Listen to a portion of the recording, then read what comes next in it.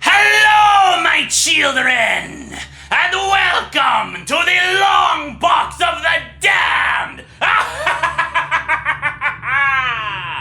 For the next 31 days, you shall bear witness to the horrors of the printed page, the four-color frights that comic books have been making for decades. I am your host, Moarte, cursed forever to watch over these terrifying undertakings. But how shall we begin this nightmarish occasion? If this is a show all about stories, then let us begin with a comic all about tales and stories in The House of Mystery. House of Mystery began in 1951 as a horror anthology series, similar to Tales from the Crypt or The Vault of Horror. Much like its contemporaries, however, it had increasing scrutiny from the growing Comics Code Authority, which censored or refused to let comics be published with certain content, including elements of the supernatural. Unlike the EC Comics titles, however, House of Mystery endured, shifting its focus to science fiction and even superheroes. In the late 1960s, the book returned to horror with its host, Kane. For a time, it was even hosted by Elvira, Mistress of the Dark. But today, we focus on the House of Mystery series that began in 2008. To talk over the whole thing would take too long, so we shall focus on its first storyline, Room and Boredom. Kane's House of Mystery has vanished, but 7 years later, it is occupied by a bar and anyone who happens to enter it. The staff, however, are trapped inside its walls, unable to escape. Instead, all they do is tend bar. The currency for drinks, however, is stories. The first story is probably not for the weak-stomached, as it tells the story of Sally, the Hollow Girl. Why is she hollow? Well, let's just say she married a fly. Literally. It makes my tired old bones shiver every time I read it. There are other stories that are less horrific. While monsters are frequent, they are of different varieties. There's the princess who sought true love, but only created death. There's the process server who got a sea monster to accept him as a client. There's Tommy Spatz, a gangster who slaughtered an entire crime family with a song on his lips and wearing only his boxers. But of course, the real story is the house itself, and the adventurous architect named Fig, who believes that she created the house. And there, my children, is the real mystery. Who is it that pursues her? Why can she talk to houses? And who is the coachman, who is the only escape for those seeking to end their employment with the House of Mystery?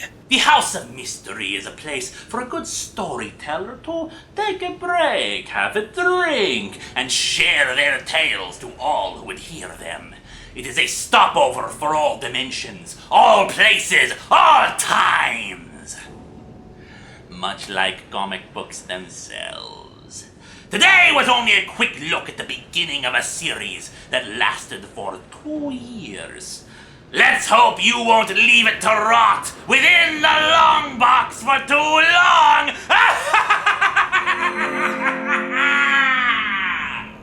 Hello again, my children. You know, the thrilling and the terrifying never get the respect they deserve, whether it's in the movies or even the comic books. But sometimes the Longbox has something that everybody loves. Even the poor souls that don't like the cape and costume crowd. Let me introduce you to the Sandman. The Sandman was a 75-issue tale that put Neil Gaiman into the public eye. As the story progressed, it became more fantasy than horror, but horror is where it began, and horror is what we're talking about today. Morpheus, Lord of Dreams, has spent the last 70 years imprisoned by foolhardy men thinking they could play with powers beyond their imagination or scope. Now, Morpheus is free, but the Kingdom of Dreams has fallen asunder, and his tools long ago stolen and sold off. Today we speak of 4 particular issues in this hunt: A Hope in Hell, Passengers, 24 Hours, and finally, Sound and Fury. The Sandman travels to hell itself, having learned that his great crown was sold to a demon. After speaking with 3 demons who rule over the damned, Lucifer, Beelzebub, and Azazel, they confront Corazon, a Duke of Hell who acquired the Dream Lord's helmet in trade. A challenge is made for it. Morpheus and Corazon wage battle, but not with swords, with reality itself. The infinite imagination of dreams versus the twisted corruption of a hellish creature. One concept that conquers another. One uses a snake, the other a bull that tramples the snake, then a famine to kill the bull, and etc. I will not reveal how this contest goes, but it is glorious. The next 3 issues form a trilogy of stories based around the DC Comics villain Dr. Destiny, who usually uses illusions and dreams to his advantage. He has acquired the King of Dreams ruby and wishes to use its power to drive the whole world mad. And while of course I usually prefer the macabre, one of my favorite scenes is a brief conversation Dr. Destiny has with Jonathan Crane, the Batman villain called the Scarecrow. As Dr. Destiny rants about his glorious plans, all that the good Scarecrow can say in response is to tell him all about it when he gets back. "We all come back here," he says. "It's so scary outside." The Sandman chases his ruby to a Justice League warehouse, even getting to speak with Mr. Miracle and the Martian Manhunter briefly. But the ruby has been misused for so long that it rejects him at first, leading to Dr. Destiny retrieving it, and to the true horror of our trilogy, 24 Hours. Dr. Destiny walks into a 24-hour coffee shop and simply sits in a booth and plays with the people. Hour by hour, he makes their dreams come true, their nightmares reality. We watch the whole world fall apart from the perspective of a single little coffee shop, and he just plays with their minds and their hopes and their terrors. Before the 24 hours are up, they are all dead from one thing or another. Listen, my children.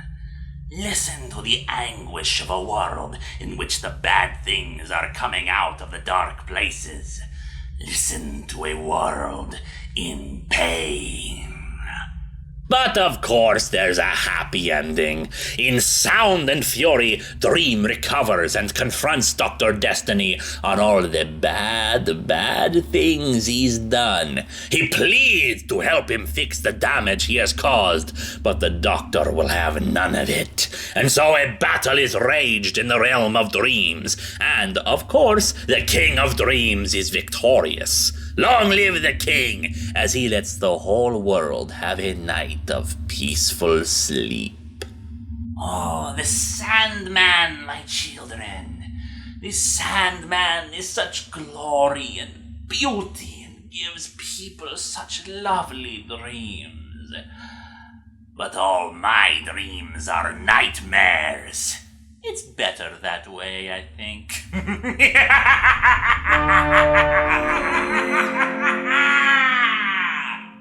Greetings, my children! It did not take us long to talk about zombies, did it? Oh, but these are not your normal zombies. These are Marvel zombies.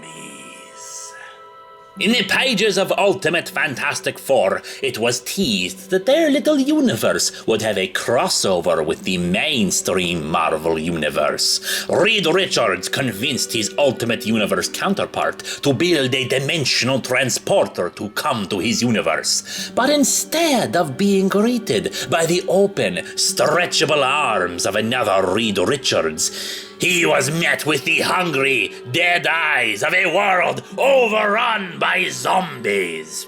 A zombie plague spread throughout this universe, but this is unlike any other zombie plague before it. Usually, the living dead are mindless, obsessed with only the attack and consumption of the flesh of the living. But these zombies, they retain their intellect. They are smart, cunning, powerful, and their only master, their hunger for flesh. They can reason, they can justify, and they can speak. Although personally, I think the dead should shut up unless there is something to say. Marvel Zombies is the sequel to the Ultimate Fantastic Four storyline, where we meet the surviving heroes as they attempt to scour the earth for any remaining humans they can ravage. However, what they did not anticipate was the arrival of one whose hunger rivals their own, Galactus, Devourer of Worlds. However, after they have eaten the Silver Surfer, the zombies absorb the power cosmic. With their intelligence and the cosmic power that fuels them, they attack Galactus, and the Great Devourer becomes lunch. Marvel Zombies has the darkest of all humor. Peter Parker crying about how he ate his aunt and his wife. The Hulk, who now transforms into the Great Beast, not out of anger, but his unrelenting hunger. And the Giant Man, who has kept the Black Panther alive so he can feast upon him a little at a time. After all, he needs to retain his intelligence so that he can continue to study what has happened. That way it's justified that he's eaten Black Panther's leg. In the end, the remaining human survivors return to Earth 5 years later to find the planet abandoned. And the remaining superhero zombies, they have all become the new Galactus, finding new worlds to make their dinner. Marvel Zombies, you are deliciously dark and humorous, taking all the beloved heroes and turning them into monsters. And being neither living nor dead, I sympathize with these poor zombies.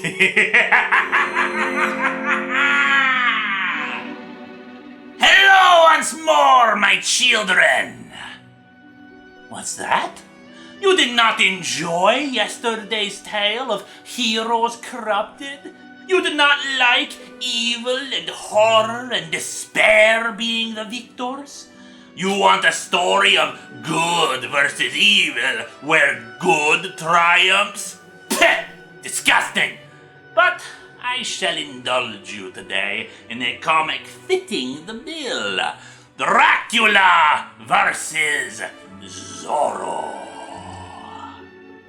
I must admit, it surprised me. This is a very dramatic story. It not only possesses the swashbuckling action one would hope for in a story featuring Zorro, but indeed duels of wit and sophistication. Dracula is traveling to Notre Dame as part of a plan to have coffins containing soil from his homeland in Transylvania spread all around the world in case he should need them. This Dracula is based on the original novel, and his powers reflect it. Aside from what is necessary to kill him, but we'll get to that. Don Diego, escorting a woman who has recently lost her father to illness, travels on the same boat as Dracula. Dracula hypnotizes the woman, but immediately Don Diego senses the darkness in the Count, particularly thanks to his cold, black eyes. They have a duel of words before they separate, and Don Diego returns as Zorro. He tries to rescue the woman, summon from Dracula, and a great battle ensues. Zorro narrowly avoids getting bitten, instead only getting scraped by the Count's teeth, even while they duel beautifully, with exquisite narration helping to fuel the imagination of the fight in all its action. They exchange banter about their life philosophies. The duel ends in a draw, both being forced to retreat lest they be spotted by the ship's crew. Their final confrontation occurs in the catacombs of Notre Dame Cathedral, where Dracula tries several tricks to defeat Zorro and nearly succeeds, but a fox manages to overcome his supernatural foe and reduce Dracula to dust thanks to the woman's faith in what is believed to be the crown of thorns used on Jesus when he was crucified.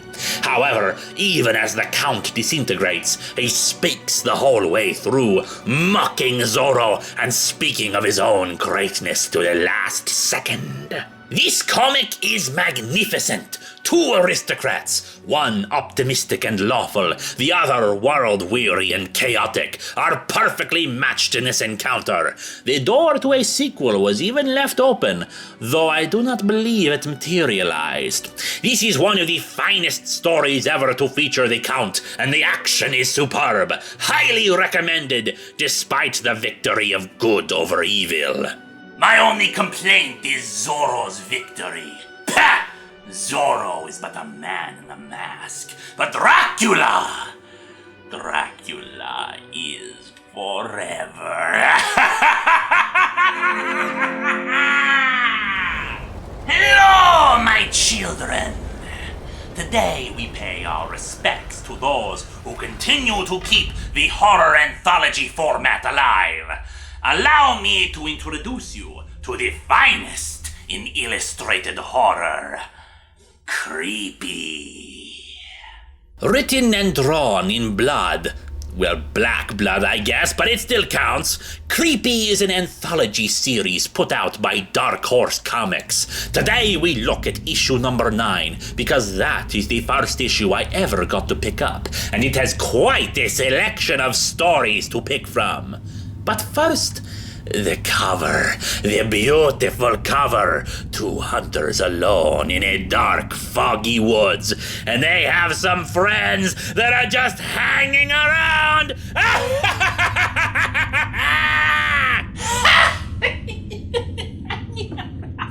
Hanging around!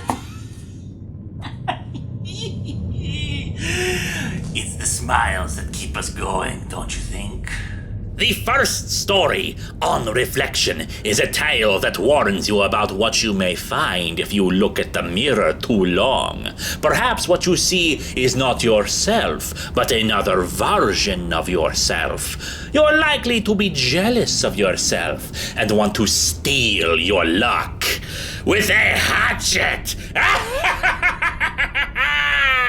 Oh, but I kid. After all, this poor man is only wanting to get lucky enough to find something near and dear to his heart, but I won't spoil it for you. What's that? You are worried that you might get too much scares and terror for your bones? Well, fortunately, we can look in on the horror host of the comic, dear Uncle Creepy and his creepy family. Grandma Creepy is a bigot against mummies, but one should always think of what it is like in the other person's bondages. Oh, poor mummies, with all of the teenage tales that only seem to care about vampires and werewolves. You are left behind. Your day will come, mummies. Next is my personal favorite, the red knife. A young married woman gets a set of kitchen knives as a wedding present. None of them feel quite right, except for the knife with a red blade and handle. But at night, she dreams of the knife. And if she disposes of it, well, nothing else feels quite right in her hands like that knife. Like it was a part of her. Well, maybe it always was. You'll have to read to find out. Those who watched that Atop the Fourth Wall show should be familiar with the name Dog Monk. Well, since this is an anthology series, in Creepy number 9, we have part 2 of a 3-part story about H.P. Lovecraft and his vain efforts to warn humanity of the approaching cosmic horrors. Dog Monk's tale is surprisingly not that bad. A little melodramatic for my tastes, but it fits with the writing style, and you truly gaze into the madness as you behold how insignificant our puny little life form truly is. But how about some more comedy? Sister Creepy gets to meet a ghost. But remember, sometimes the living are much worse than the dead. Creepy number 9 ends with a tale of terror all too real a possibility. A man and his wife in love are lost at sea. They cling to a life preserver in the vain hope that someone will rescue them. But the great thing about this story is that the man is no fool. He knows the ways to survive in this situation, and he tries his best to keep them alive. Does he succeed? Do they live? Can he hold on to the heart of his wife before they are pecked to death by birds or made seafood by sharks? I tell you, my children, this story gets me right here. It gets me right here. Hello, my children! Lots of horror movies are only as good as the effects that are used in them, and today's tale has, as one of its heroes, a master of special effects. Horrorwood not only has the terrors of the silver screen for your consumption, but also carnival delights to entertain. The story is about a former B-movie actress, Sophia St. Clair, who now tends bar in her tavern of lost dreams. She is haunted by the loss of her mother, the negligence of her father, and the man who ran out on her before her wedding. One night, a magician enters her bar, claiming to have known her since she was but a toddler, but hoping to find her father, a former special effects wizard. Sophia's father, Pierce Jackson, has been in seclusion since the death of his wife, and begs his daughter to not get involved, but Sophia can't help but investigate. And thus she is drawn into a world of a powerful hypnotist and the cult that he has mesmerized for his sinister purposes. Also dragged into things is a carnival sideshow strongman named Bruno. When his friends in the freak show are murdered, he swears vengeance and joins forces with Sophia to investigate the cult. But what happened so many years ago to start the evil hypnotist Valmont on his quest to dominate the world? What? I'm not going to spoil everything for you. You'll just have to read the book to find out. What I will tell you is that this is a story that respects the classics, loves the B-movies and the horror stars of yesteryear, but it does not bog down the story with references. It's more supposed to be a similar feeling to a classic black and white horror movie of the 30s and 40s, but not needing to be a complete tribute to them. If it was, there would probably be more overt references, but instead it's just the occasional name drop to fit into the story. For example, Pierce Jackson has a collection of wax masks that can be worn by actors that resemble some familiar names like Lugosi, Laurie, Karloff, Shiny, or Price. And for you fans of certain programs about robots in space watching terrible movies, the magician goes by the name of Manos. The art style is a bit cartoony, but it works here. This is better for those who prefer the old films that focused on character and mood instead of gore and splatterfests. Hell, the coloring is really something else, almost entirely in black, white, and gray. The only other color? Red, the color of blood. Horrorwood is good, ghoulish fun, my children, so pick it up now. I am controlling your minds, my children, and you will buy it! Hello again, my children! As we continue to gaze into the terrors that the comic world has to offer, it is important that we do not forget the classic monsters. They are just as important and well known to our societies as their opponents in today's offering from the Longbox, Superman and Batman. Although, admittedly, the title is a bit of a misnomer. Yes, Superman and Batman do fight vampires and werewolves, but this book has more than just these. Superman doesn't appear until the end of the second issue, where he fights a Lovecraftian demon from another dimension. It is a thing of beauty, my children, to see such hellish creatures hold their own against such superpowered beings. In addition to our heroes, there is Green Arrow, Etrigan the Demon, Nightwing, Wonder Woman. Even Man-Bat makes an appearance. The plot is about a madman named Dr. Combs, no doubt named after reanimator and frequent Star Trek guest actor Jeffrey Combs, who wishes to gain access to the land of the dead. Unfortunately, his experiments instead grant him access only to the undead. His quest changes his unwitting test subjects into vampires and werewolves. These vampires are a particularly nasty sort, partially decayed and decrepit, but possessing enough enhanced strength to be a true force to be reckoned with.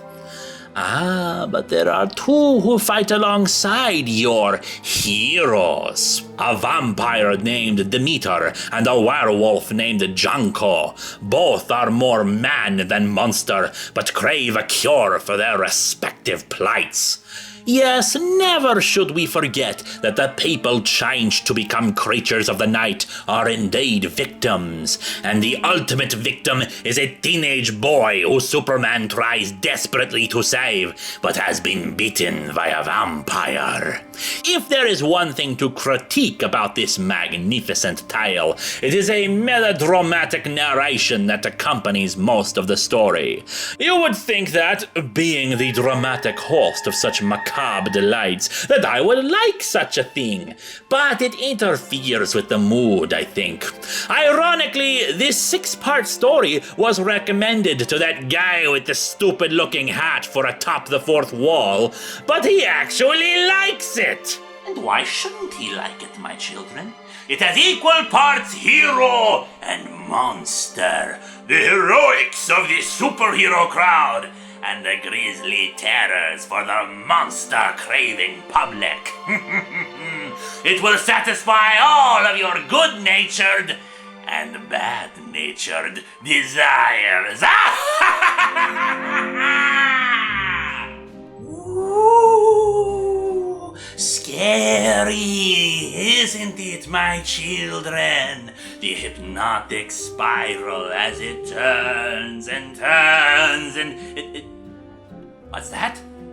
You are not frightened of spirals? You will be, my children. This is Uzumaki. The manga takes place in the small town of Kurozucho. What's that? I didn't pronounce it correctly? My children, I don't speak Japanese. Give me a break here. Our viewpoint character is a teenage girl, Kiri, who witnesses the strange and horrific events that unfold in her town. We will only talk about the stories of Volume 1, beginning with the 2-parter, The Spiral Obsession. Kiri has a boyfriend, Shuichi, who has started to go to school outside the town. Because he leaves the town, he is able to observe it from the outside and notice the bizarre things happening within it. He keeps encouraging Kiri to leave, but she is initially blind to what happens here. Shuichi's father has become obsessed with the spiral symbol, staring at it for hours at a time, buying any clothing, any food, anything at all that has a spiral upon it. He commissions Kiri's father to make him some spiral-shaped pottery, but finally, the obsession becomes too much for the rest of Shuichi's family, and his shrine is thrown out. The father is angry at first, but then realizes he can do so much with the spiral with his own body. First his tongue, and later... Well, let's just say it's quite a twist. After Shuichi's father dies, his cremated ashes go into the air and spiral down into the lake at the center of town.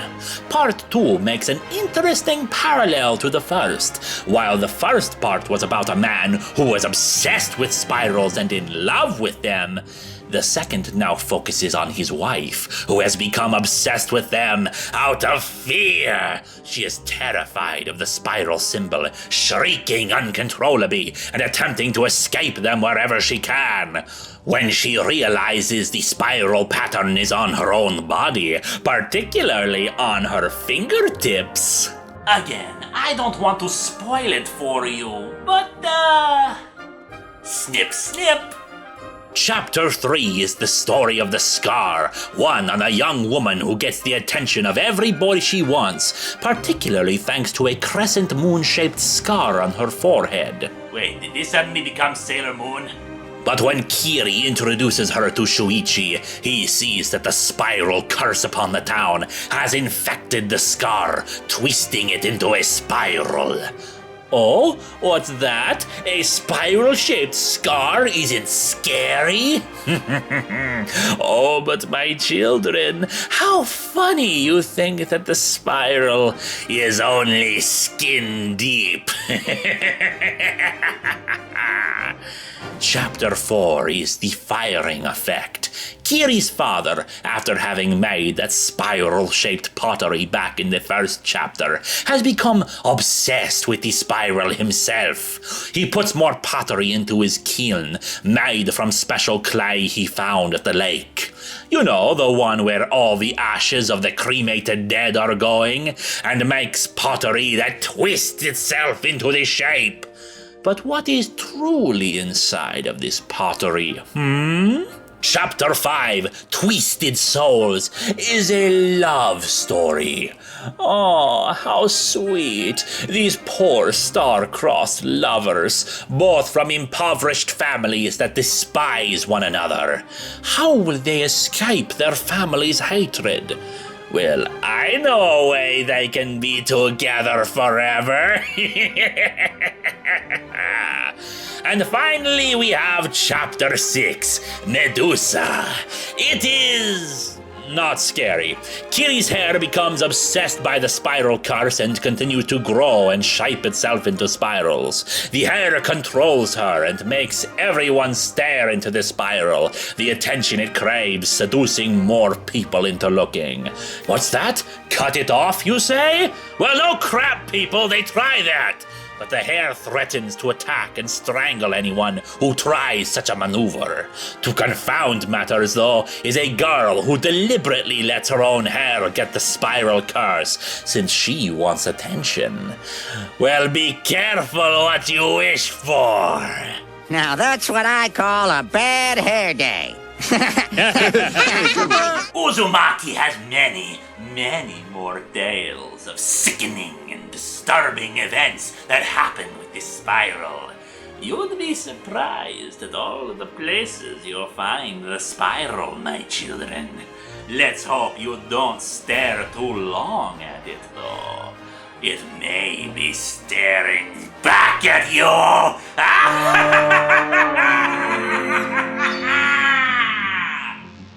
Hello, my children! Today we talk about the slasher movies, the movies with a body count, and one of the kings of this genre is, of course, Jason Voorhees. Jason Voorhees may not have been the first slasher, nor was he even the killer in the first movie, but he has earned his reputation and title with a higher body count than any of his competitors, a memorable appearance, and a larger sequel list than any other.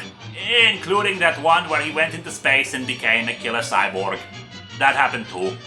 And that is partially what we are talking about today. The futuristic cyborg Jason clearly did not continue on past the one movie, preferring instead for the classic look to always be how he is remembered. But superhero fans always love to ask who would win in a fight between two heroes. So what happens when you have the classic Jason fighting the upgraded Jason X? For those who don't know, Jason Voorhees is an undead serial killer who usually stalks Camp Crystal Lake.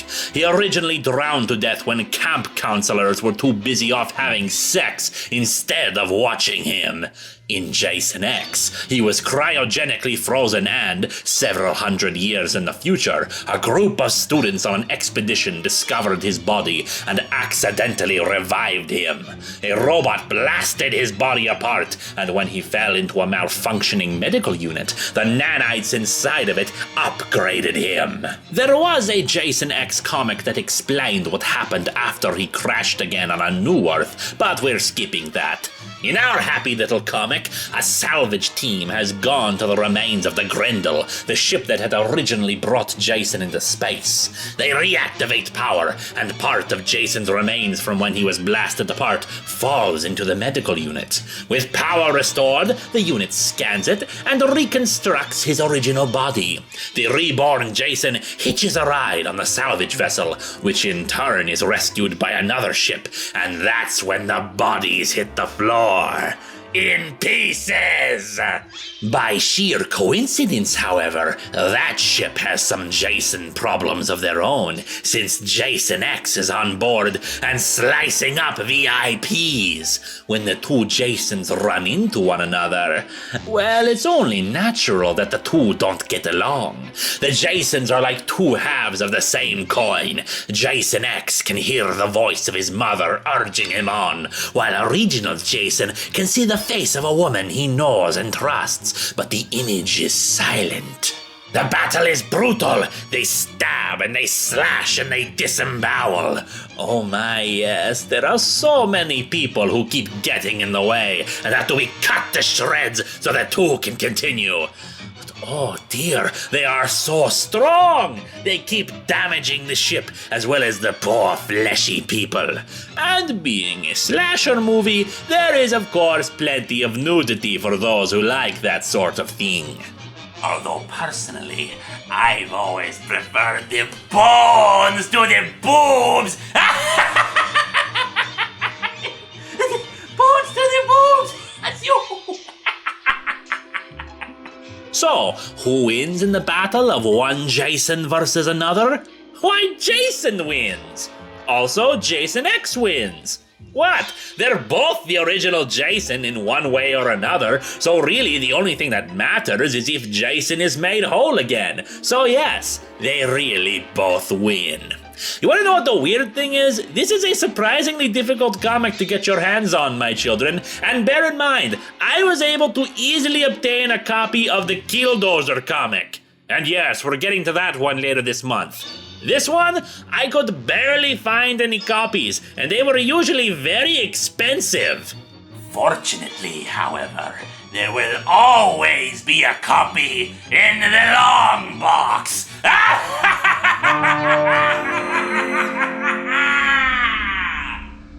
Hello, my children. Last year, DC Comics rebooted their universe. More or less. One of the most surprising things from that reboot was a horror comic featuring a superhero. Animal Man. Buddy Baker is a family man.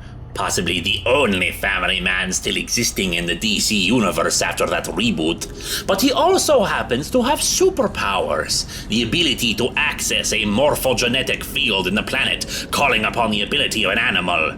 say the strength of an elephant or the flight of an eagle, and using it to stop criminals. Although Buddy's life has taken a step back from that, as he is now focusing his time more on being an animal rights activist. However, after he puts on the costume to handle a hostage situation, he finds that he's bleeding out the eyes. But why? They can't find where the blood came from, and that night he has dreams, terrible dreams, where he meets the Rot. They are flesh made sickness, and they wish to destroy the Red, the true source of Animal Man's powers, and the Red have decided that Animal Man's daughter is the true savior of the world. And oh, what powers she has, like bringing dead animals to life!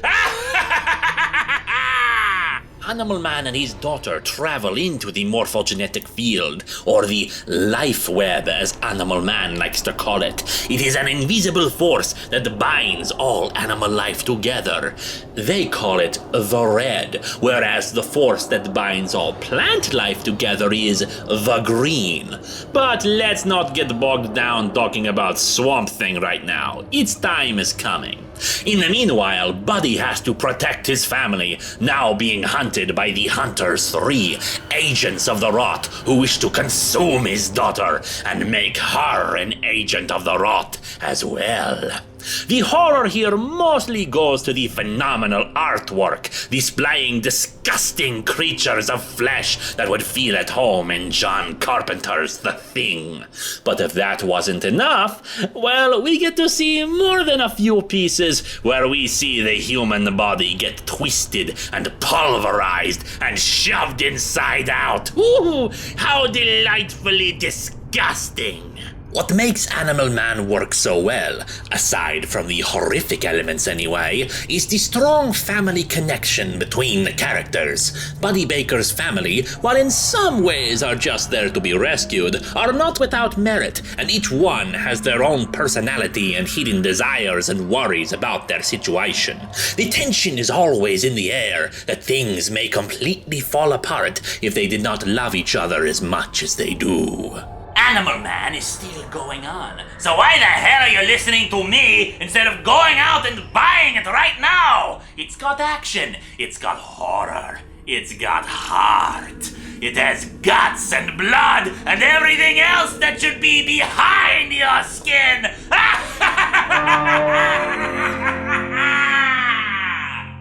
Hello, my children! And I do mean my children today. The Longbox does not only provide for the mature tastes. Indeed, we have something for all ages today, inspired by the most notable of children's authors, H.P. Lovecraft. Howard Lovecraft in the Frozen Kingdom tells the tale of a young H.P. Lovecraft who visits his father in the mental asylum. You know, for kids! Oh, but it is. His father warns him to destroy it if he sees it, giving him also some kind of pendant. That night, the poor boy cannot sleep, so his mother gives him his Christmas present early, a book that his father had intended for him. Young Howard starts reading from the book, which warns of a terrible, nightmarish kingdom called Riley. What's that? I did not pronounce the city name correctly? 1, it's how it's spelled in the book. 2, if I don't speak Japanese, what the hell makes you think I speak Old One? Howard accidentally repeats the words that allow one access to the kingdom, and he is sent into the frozen wastes with only his pajamas and his blanket. There he encounters a tentacle-headed creature who tries to kill him, but Howard then saves his life before he can fall over the edge. It swears its fealty to Howard. And Howard names it Spot! They travel to the kingdom and meet the child king Abdul. He tells them of a dark creature called a Jinn that ate up all the adults of the kingdom and stole their most holy of books. A prophecy, however, tells of one from outside their world who will go and retrieve their book from the Jinn. Naturally, that is Howard, who drags Spot along to go fight the beast and save the kingdom Riley. Ah, but my children, one must ask, when your kingdom has such creatures walking amongst it, you have to wonder who is truly the dark beast waiting for its chance to return. If you're expecting a faithful retelling of the Cthulhu mythos, don't hold your breath. This takes a lot of liberty with the source material. Still, it probably works best as a child's introduction to Lovecraft. At times, the artwork could be a little frightening for the younger kiddies, but otherwise, this is a great fantasy adventure for children, with a likable Howard having to face off against beings far beyond his imagination or control. You will be disappointed that it seems to end on a cliffhanger, but the good news is that there is a sequel, Howard Lovecraft and the Undersea Kingdom. But we won't talk about that today. Howard Lovecraft is highly recommended, my children. But just remember, in his house at Relaye, dead Cthulhu waits dreaming. So he can wake up and read this comic!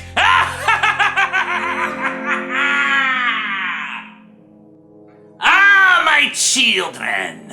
Today we honor an icon of horror in books. You know, those things that are kind of like comics, but there are too many words and not enough pictures. Today, we talk about Edgar Allan Poe. Like yesterday's tale featuring a very fictionalized version of H.P. Lovecraft, today we have a very fictionalized version of the good Mr. Poe. While it contains many references to the works of Poe, in some ways acting as inspiration for the author's writings, the timeline is more than a little loose. It seems to take place not too long after the death of his wife Virginia in 1847. It implies he has not yet written The Raven, Pit and the Pendulum, The Mask of the Red Death, nor Fall of the House of Usher. What he has written, however, are his detective stories. The story begins with Poe in an asylum, placed there by his still-alive brother. Again, much liberty with the historical Poe, in the hopes that he can be cured of the mental ills that have befallen him since the death of his wife. However, he finds no rest here, since he keeps on seeing versions of dead people, as well as a raven that haunts him. His brother is a police constable who is called away to investigate the most recent in a series of murders, and Poe is dragged along. However, thanks to Poe's own investigative skills he picked up while creating the detective stories, he deduces several facts about the dead man that leads his brother to the actual facts about the case. Henry, Poe's brother, does not discourage the behavior, mostly because Poe admits that this is the first time since his wife's death where his thoughts are not preoccupied by his lost love. And Henry requires Poe for even more service, for when they track down the coins owned by the dead men, they are attacked by a supernatural being, a golem. The golem is commanded by a man looking like the Grim Reaper, but wearing red. The two continue their investigations and discover links to their old family acquaintances, the Ushers, and find out whatever happened to the 30 pieces of silver that Judas had been paid to betray Jesus. I will not spoil how things progress, but I will say that the story is delightful. You truly feel for the poor Poe, especially when he is tempted by the prospect of resurrecting his dead wife. Of course, there is always a cost for such things. Though personally, I don't know why you'd want to be living or dead. I'm undead, and I think I'm doing pretty well for myself. Look, I have a table and everything! What most fascinates me about this comic is that it makes me reevaluate the classic Poe tale of the Raven. There has, of course, been plenty of analysis about the poem and how it relates to Poe's own real-life troubles, but I'm not sure if it's ever been analyzed that, indeed, the narrator of the poem could have actually gotten rid of the Raven the whole time. How? Well, have you ever wondered why the Raven in the titular poem refused to leave? What makes you think the bird was staying by its own choice? Just remember, the Raven never leaves when it's ordered to leave, and why should any creature, especially talking birds, answer the questions of a man who is so preoccupied with the dead that he refuses to live his own life? I will not give you the answers, my children. You must read the book yourselves to find the answer, and take from it what you will. Oh, Edgar Allan Poe, may your bones rot a little more peacefully in their grave now that you are reunited with your love forevermore.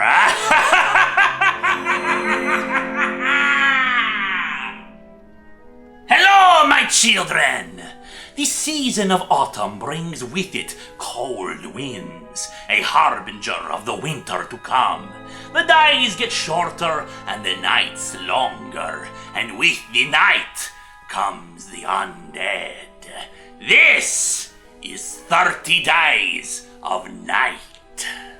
The real-life town of Barrow, Alaska is so far north that there is a period where the sun does not shine on it for roughly 30 days.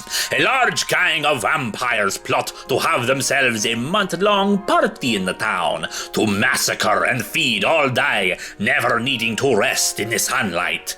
They plot carefully, first stealing every cellular phone in the town and burying them, then disabling power and communications in the town. When the sun sets, they begin their rampage, drinking the blood of any they come across, but making sure not to turn anyone. After all, they need to control the population so as not to have too many running around. In addition, they block all exits out of the town, and none can make it out on foot. Our main characters are Sheriff Eben Olsen and his wife Stella, who first encounter a stranger demanding whiskey and raw meat. After he is arrested, he easily bends the bars of his jail cell and laughs at the two because of what is coming. They kill him with a bullet to the brain, though admittedly I am not sure how he is killed like this. You see, these vampires are a special sort of breed. They are susceptible to sunlight, yes, but not stakes or crosses, and even shotguns to the head seem to be nothing more than mild inconveniences. They do later learn decapitation will handle them, but these are a particularly tough breed of bloodsuckers. Eben and Stella manage to hole up with several more survivors of the town in the hopes of concocting either an escape or a survival until the sun rises, continually realizing there is very little hope for them. The vampirism is much more easily spread in this tale, since one of the survivors ends up getting scratched by a vampire, and he quickly turns into one himself. The vampirism is more like a disease, spread through bites and cuts, or even blood, but we'll get back to that. The leader of the vampire gang has invited a vampire aristocrat to behold what they have done in the town, but this elder vampire, Vicente, scolds the fool. They have worked for centuries to turn their kind into nothing but a myth, and such a massacre will expose vampires to the outside world, make them be hunted once again. He orders the gang to make plans to kill everyone and burn the town to the ground in the hopes that they can make this look like something other than a vampire massacre. Eben, realizing they have no other hope, injects himself with vampire blood to transform himself into a creature. He maintains enough control to challenge Vicente, and a brawl ensues where we discover the sheriff's love for his town and its people is stronger even than a vampire so old and experienced. He orders the remaining vampires to leave and never return, and they wisely slink off. The son finally returns, and the sheriff dies in the arms of his wife. It is a bittersweet ending as the sun rises, but the sheriff does die as a man and not a monster. Although that might be a good thing if you prefer the living to the dead. 30 Days of Night is a surprisingly enjoyable read. I admit I did not expect to enjoy it due to its artist, Ben Templesmith. I do not enjoy his art style at most times. It seems too scratchy, unable to create normal people to contrast with the less than normal people. However, here it does seem to work, especially with the Nosferatu-inspired Vicente. Just a warning, the art style may not sit as well with you and might be difficult to follow as a result. The one downside of the writing, however, is a side character who flies in with a helicopter to try to acquire visual evidence of the vampire attack. His mother seems to be an older vampire hunter, and we never see them after the helicopter crashes and is destroyed, so it seemed like their entire subplot was pointless. So as the days get shorter, my children, and the nights so much colder, wrap yourselves up nice and tight and get the blood flowing. After all, you don't want the vampires to have to work to get the blood gushing, do you?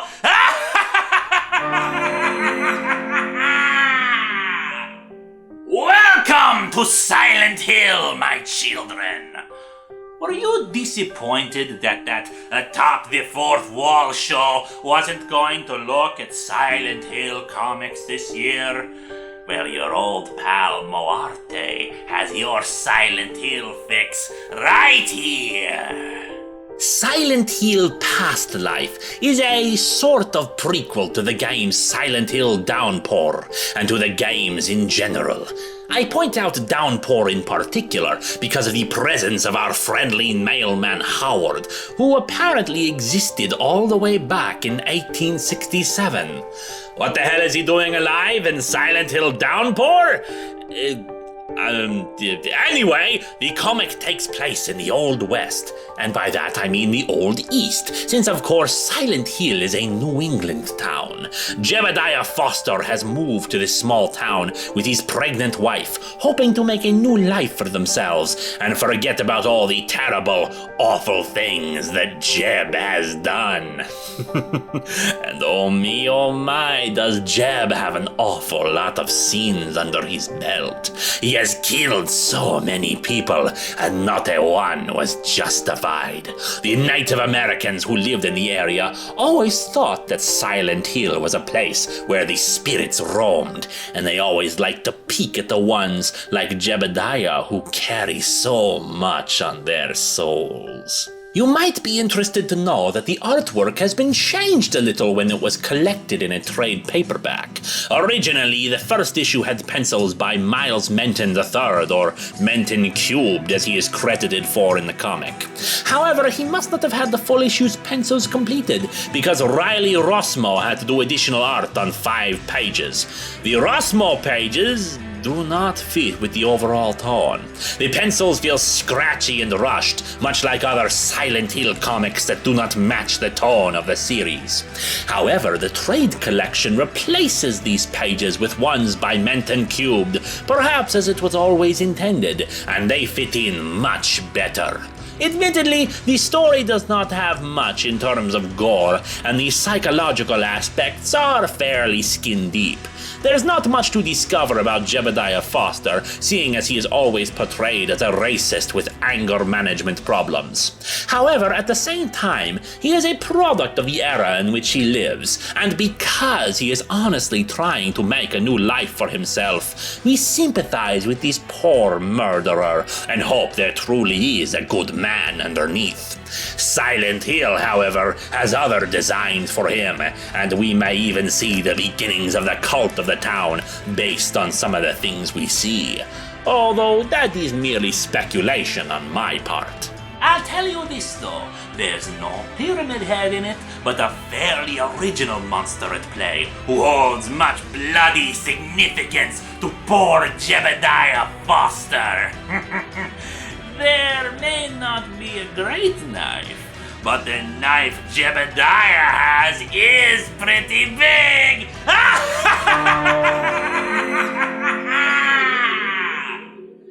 Ah, my children, I told you back when we looked at Creepy number 9 that we'd take a gander at its sister series, Eerie. And here we are! But wait, some of you might cry out. Isn't Eerie about science fiction tales? Is that really horrifying enough to qualify for the Longbox? Oh, my children, tales of technology and what is to come are just as terrifying as ghouls and goblins. And like Creepy, our host is our dear cousin Eerie, who brings us many tales of science fiction scares. Take, for example, our first story in the anthology, A Robot for Your Thoughts. Michael is a normal man with a loving family, but recently he got into a car crash. A very delicate procedure saved his life, but he's been having some worrisome thoughts lately about robots, about machines that upgrade themselves. His family was in the car with him, yet they all apparently were fine, and he has lost a few weeks of memory due to the procedure. His family never eats, and he meets likewise people on the internet who tell him the horrible truth. The robots have already replaced humanity. So poor old Michael must deal with these robotic imposters and all of the robots around him. Oh my, their oil gushes so when he destroys them. The next tale, Life Species, is a little more light-hearted. An expedition has gone to an alien planet to try to figure out what the life forms were like. They find pieces of said life form and reassemble it to the best of their ability. But you may be a little surprised on what the dominant species of this world was. Speaking of space expeditions and alien life forms, we have Beta Eden.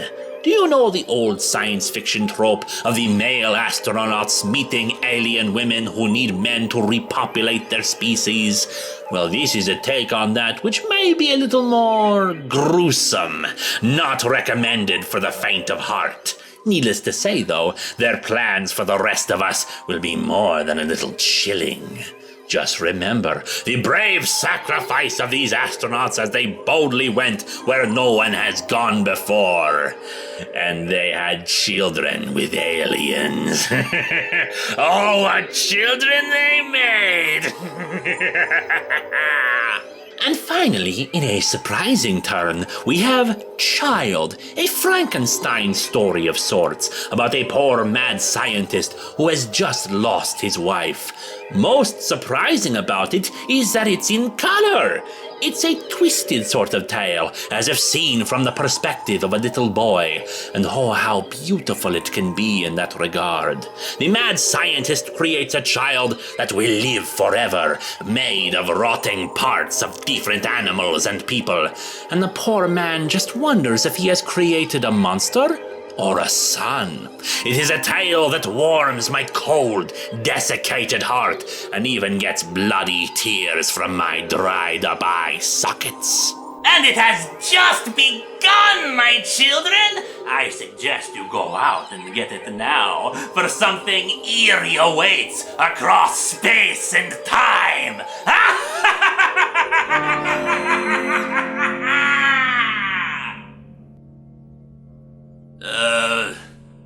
Hello, my children.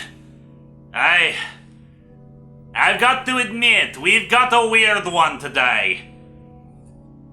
It's the Killdozer comic.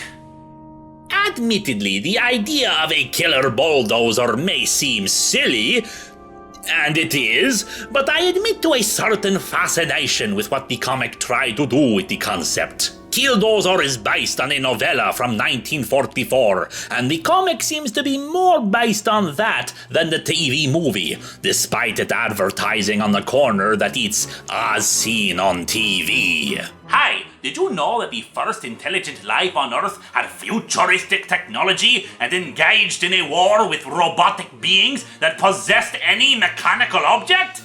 See? This comic is educational.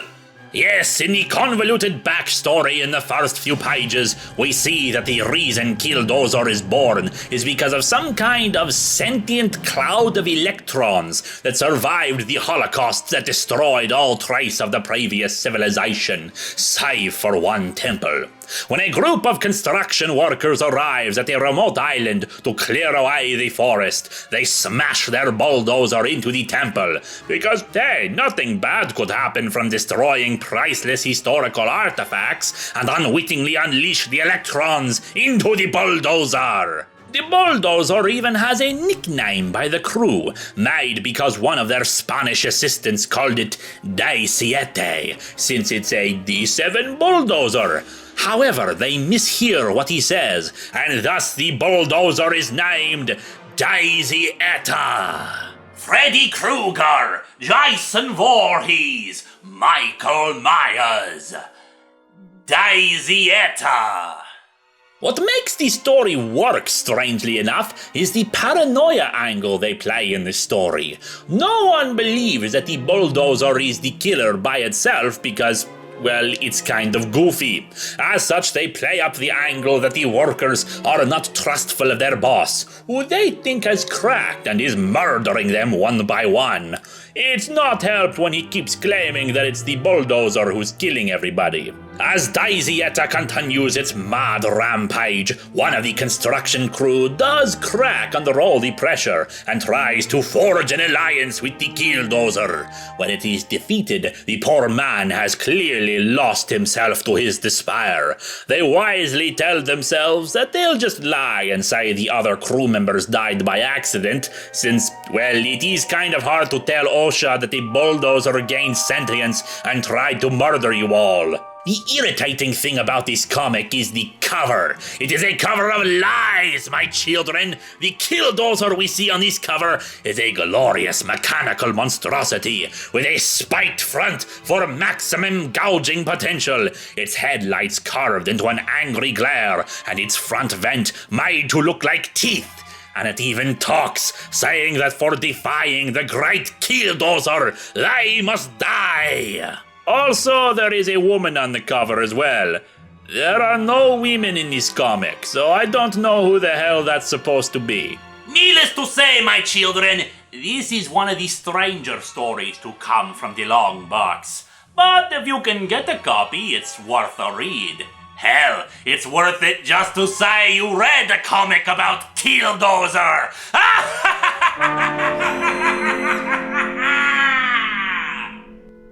Greetings from the Longbox, my children! Today we discuss XXX-holic. What's that, you ask? Are we talking about something a little more raunchy today? Oh, but that's not it at all! After all, you are my children. XXX-holic is a manga series all about spirits and ghosts. The title is misleading because the thing is that the 3 X's are not actually pronounced when you say the name. It's simply called holic. The X's are to represent a variable, like alcoholic or the like, primarily because the series often deals with people suffering from addictions of one sort or another. The manga is about young high schooler Watanuki, who is having some trouble because spirits keep talking to him, disturbing him, flirting with him. He wants it all to go away. However, fate has other plans in store for the young boy as he wanders into a shop owned by Yuko. She promises him to get rid of the spirits haunting him as long as he becomes her part-time employee at the shop. It is admittedly not a series that is about horror. It does venture into the supernatural, and around here we like that a lot, even if it's not always scary. Hell, remember that yesterday we talked about an evil bulldozer that came to life and tried to murder people? However, since we need something to compete with Uzumaki for the spot of spine-tingling terror in manga, there is a horror story to be shared in Volume 2 of Holic.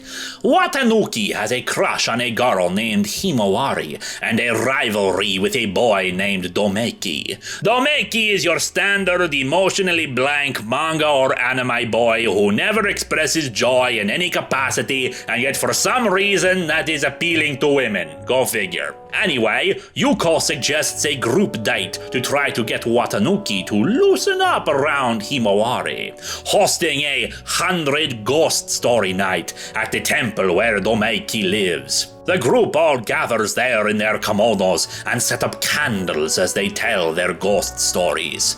The first is Himawari's, and it is my favorite, my children. Normally, I do not like to spoil this stuff for you, but it is too good not to share. She tells the story of a hotel that was once a mansion. The way the rooms on the 3rd floor were laid out, there should have been a 6th room, but every time they counted, there were only 5. The people staying in the 5th room, however, keep hearing scratching sounds on the walls. They listen each night and invite the other guests to hear it as well. They all heard the same and keep complaining about the sounds to the hotel management. Eventually, they called in a contractor and discovered that the hallway leading to the 6th room has been sealed over. They break through the wall and find the 6th door. The door had no knob to open it. Wooden planks had been nailed over it, and the edges had caulking to seal the edge. They bust down the door to find out what was inside. And on the walls, written in red letters over and over and over, "Father, let me out." My children, we have seen some terrifying things so far in this month. From the undead to Lovecraftian monstrosities and even hell itself. But that is the story that frightens me a little. According to the translation and cultural notes in the back of the manga, the annual festival of celebrating one's ancestors in Japan, Oban, takes place in the summer, so it is usually the time for ghost stories. I bring this up because I feel this story, despite taking place in a different season than this one we are in now, perfectly encapsulates the glorious feeling of this season. Sitting down with friends and telling tales to frighten one another, be it a campfire or a temple with a corpse in the other room. Holic, while not a manga specifically about horror, still delves into the same realms of spirits and the dead that horror often partners with. Give it a read, my children, and glance into places where the living do not tread.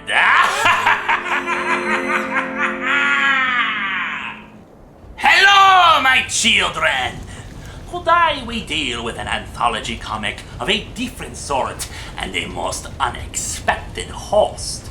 This type of anthology deals with only one story for 24 pages, but each issue tells a different one. We shall focus today on Vincent Price Presents number 3. One could say this is exploitation of the dead, but it's not like the publisher today is known for how moral they are when dealing with celebrities. Blue Water Productions, usually known for bizarre biography comics of the likes of Stephanie Meyer or Lady Gaga.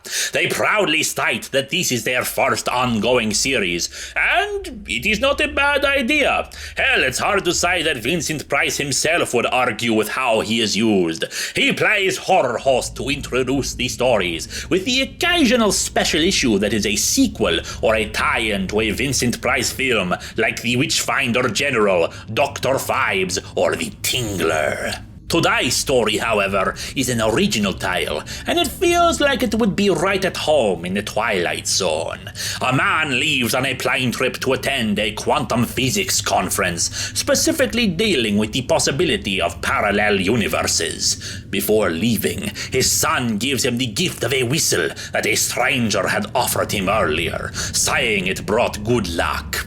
Something happens that causes the plane to crash in the snowy mountains. Using the whistle, he calls for help and 2 hunters find him and bring him to town. They are suspicious of him at first due to him being a black man, and we soon learn it is no simple case of racism, but rather there has been a recent epidemic of people becoming possessed and their skin turning dark, and then they become ravenous, violent cannibals.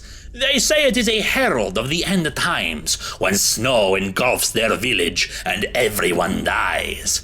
Our hero cannot contact the outside world, as none of the phones work while the snow is falling, and he begins to fear that his own reality is unreal.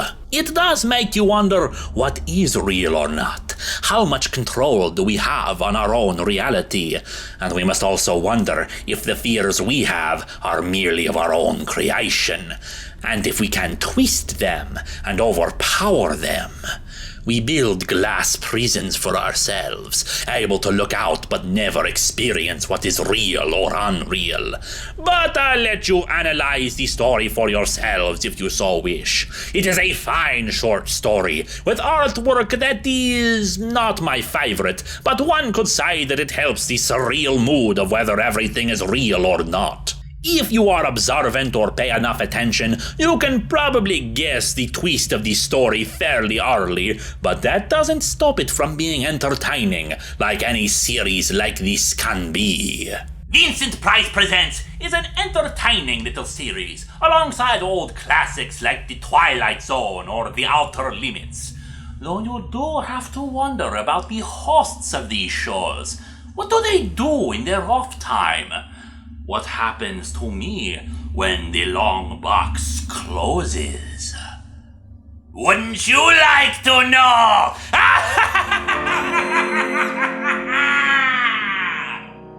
Hello, my children!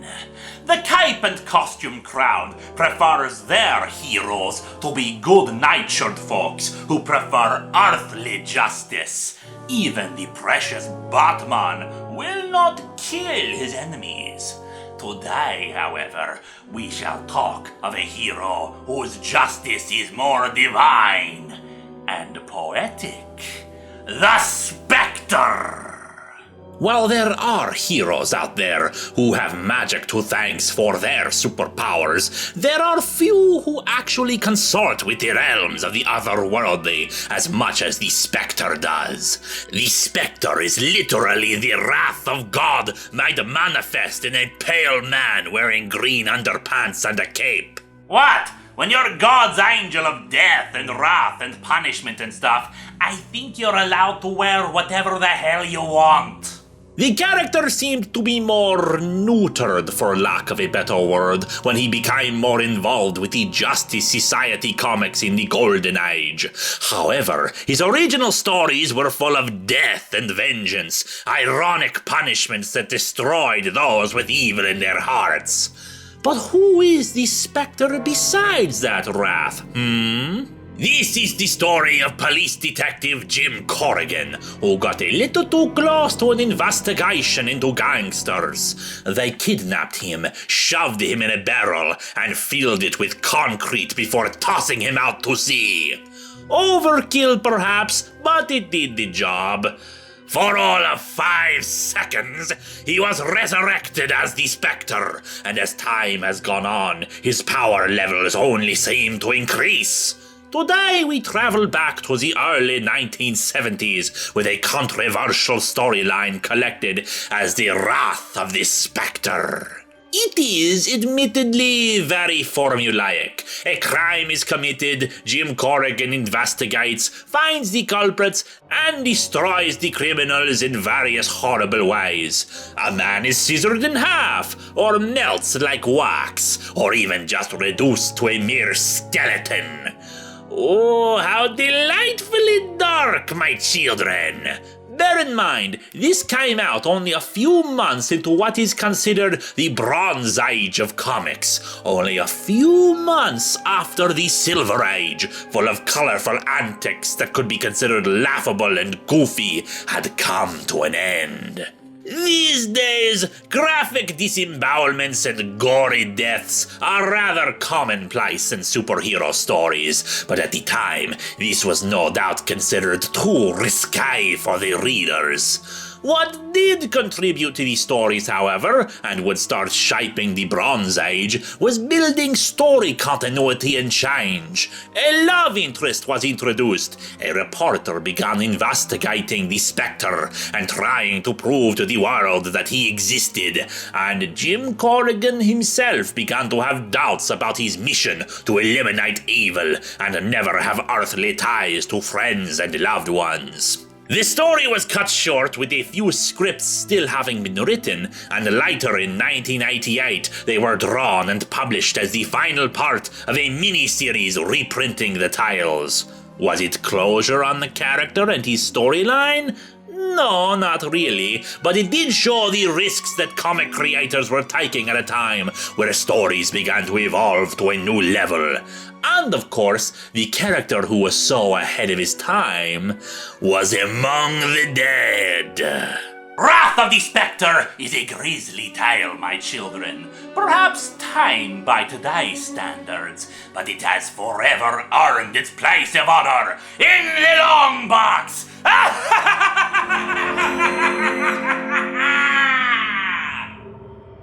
Hello, my children! Today's tale of terror comes from something that is all too real, and yet still has an inhuman twist to it that is extra normal. And again, one could say that cannibalism falls under inhuman as well. This is Severed. Severed comes to us from the pen of Scott Snyder, whom comic fans might recognize as a popular Batman writer, especially the Gates of Gotham miniseries and the recent Court of Owls storyline. This story, however, does not dwell upon architectural details like those stories. Instead, we follow the story of young Jack Garren, who has discovered that he was adopted, his real mother having died at childbirth and his father having left him at an orphanage. Now 12 years old, Jack decides to become a traveling hobo and find his father, hopping a freight train and befriending a girl named Sam, who is pretending to be a boy due to the dangers for women in such a life. Jack learns much of the harsh realities of living that kind of life, and the simple fact is that he has a very trusting nature that unfortunately is not easily reversed. As he continues on his search for his father, the two come across a man who claims to be a traveling salesman who can take them on the next leg of their journey. But wait, this is supposed to be a horror comic, isn't it? Well, let me introduce you to our monster today. An old man traveling around, taking the occasional odd job, adopting orphans, and then eating them. Yes, my children, this little old man has a pair of false teeth to hide his real fangs. But it's not so much the children themselves that he savors, but their dreams, their hopes. He says he consumes the deepest dreams, from the child who wants to work with electricity to the poor soul who wishes to travel the world. He eats their flesh and eats their dreams. He says that he has been doing this for hundreds of years, tattooing a memento into his skin of every child's dreams that he has swallowed along with their little bones. He invites the two to travel with him to Mississippi to find Jack's father. And oh, if he doesn't kill you, the suspense will. This is another of those tales that I do not wish to spoil for you, my children. I admit my tastes usually run for ghouls and ghosts, as opposed to something like this, which one could say is a more human monster. But in my humble opinion as your host, this man is not human at all. He is evil personified, and you will have to read and see how things progress for young Jack Garren and his quest for his father. Severed is the kind of tale you can really sink your teeth into, my children. Just remember, it's a dangerous world out there. Perhaps it would be better if you crawled back into bed with a good book. Like this!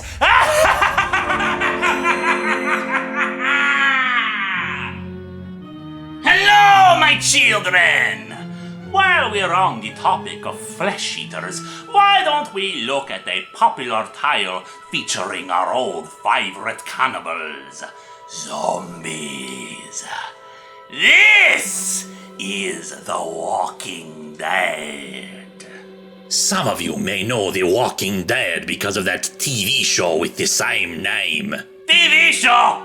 Ha! Who the hell watches TV? Weirdos. I'll just be over here with my comic books. However, The Walking Dead began as a comic book under the pen of Robert Kirkman, who was also the scribe who brought us Marvel Zombies. However, while that story was a dark comedy about heroes becoming monsters, this is a more traditional zombie apocalypse. Most zombie stories tend to follow a strategy similar to Night of the Living Dead. A group of human survivors attempt to hole up in a location and hope rescue will arrive, or at least survive as long as they can. This one, however, takes a few liberties with the idea. The Walking Dead, at the time of this video's release, is still going on, and it has lasted for 9 years. As you can probably imagine, this means that the group of survivors has not stayed in one place for the 100 plus issues of the comic's existence. Instead, there is traveling as characters are killed off and they are replaced with new ones. However, today we will start off by talking about the first volume, Days Gone By. The series begins with Officer Rick Grimes being shot and put into a coma, and like 28 days later, Rick awakes after a month of unconsciousness to find the hospital deserted and the undead ravaging the countryside. He happens upon a friendly man and his son, who is so friendly that he hits Rick with a shovel, who explains about the outbreak of the undead. After they get supplies from the abandoned sheriff's office, Rick heads off on his own to try to find his wife and son in Atlanta. However, the city has been overrun, forcing Rick to retreat and meet with a group of survivors, including his lost family. And thus begins a brief battle of wills for leadership of the survivors with Rick's old partner Shine. Shine is convinced that the government is going to come any day now and make things better, while Rick thinks they need to move the survivors someplace safer. After all, they are merely hanging around outside as it gets colder and colder. The best zombie apocalypse dramas are all about strong characters and a true feeling of dread from the situation, my children. The Walking Dead succeeds like the best of them. You do not hate any of them, and the characters react like real people would. For example, the survivors decide that everyone should be taught how to use the guns, including the children. After all, you can't rely on one person to keep yourselves going. Perhaps the most suspenseful scene is when Rick and another survivor of the group, Glenn, have to get into the city to raid a gun store. Atlanta is, of course, overrun with the zombies. Rick realizes that the undead do not attack one another, and they seem to lack intelligence, so the awful smell they have must be what keeps them from attacking each other. They cover themselves in blood from a dead zombie, and it seems to work. Until it starts to rain, anyway. The Walking Dead is a tasty tale of survival after the zombie apocalypse. And like with the Marvel zombies, I find myself sympathizing with these poor undead souls.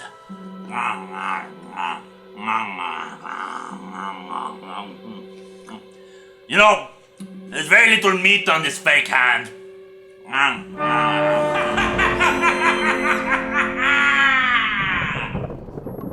Hello, my children!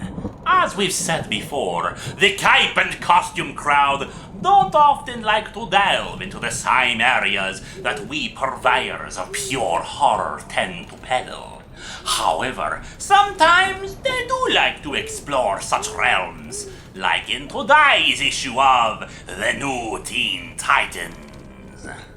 Today's tale is not quite horrific, and some would say it's not very good, but at the same time, it is a story of laying the dead to rest, which does concern us, my children. Dick Grayson, age 19, has moved into a new apartment in New York. However, one night he spots a little girl jumping rope in his living room. She is chanting that she knows that he is now the hero called Nightwing before she flees. Personally, I would have found it scarier if she was singing 1, 2, Freddy's coming for you. But I guess knowing your secret identity is scary or something. When he chases the girl into the hallway, she vanishes. Later, Cyborg catches some mobsters in the process of murdering a man who was going to turn state's evidence against the mafia. However, after knocking them down, he also spots the little girl and chases after her, but she disappears as well. He then learns that the evidence that the murdered man was turning in also had to do with a 50-year-old unsolved murder case of 2 parents and their daughter. They continue to investigate, but I will not bore you all with the details about crime connections and drugs and all that nonsense. Drugs? Pah! Who cares about drugs when you've got skulls, eh? I don't need to get high to talk to them. They talk to me all the time, my children. They're talking to me right now, even. But anyway, back to the story. The story ends, naturally, with the discovery of the skeletons in the walls of Dick Grayson's apartment. Now there is a terrifying thought, my children. Have you ever wondered what was inside your walls? Perhaps roaches and rats would be a welcome thing to have if you knew the alternative was the long dead, With the bodies discovered, the little girl reunites with her parents and they fade away. A happy little ghost story coming to its conclusion. Mind you, the mystery about the girl may have had a little more weight to it if the cover did not spoil that it was a ghost story right away, but whatever. So often the spirits of the dead exist only to have their restless souls terrorize the inhabitants of a home. This is a happier little haunting, just a little girl hoping to find her lost parents. It's a done-in-one story, which never seems to happen anymore in comic books. It shouldn't be too hard to do. While this story has its main plot, at least 2 subplots are advanced, with only a page each given. Instead, these days, your patience must hold out from month to month to get a story. It's enough to drive you mad, wouldn't you say, my children? You know, my children, do you know what they say it means when a place is haunted? It is that the place has gone mad. And I would go mad too, my children, if I had to wait 50 years to get my next comic.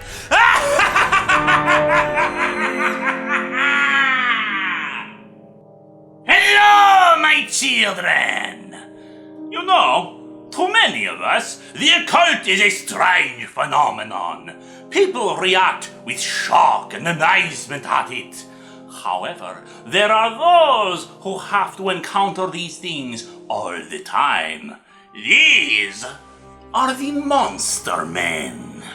Monster Men began as a backup story in the pages of Hellboy. It follows the exploits of Benedict, an occult detective who always wears a knight's helmet upon his head, while the rest of his attire is more stylish. He is an expert in the mystical and supernatural, and finds his home inside an abandoned cruise liner washed up on a shore. He is aided in his adventures by Lawrence St. George, a quirky filmmaker and multi-millionaire, and occasionally by a reporter named Sunset Lane and an engineer named Hodgson. The collected edition within the Longbox today contains 5 stories, some of them with multiple parts due to being published in more than one issue. The first is a ghost story involving Hollywood intrigue called Silent as the Grave. An actress in one of Lawrence's movies has been missing after she was accused of murdering her boyfriend. She turns up sometime later without any hair and clutching 7 keys.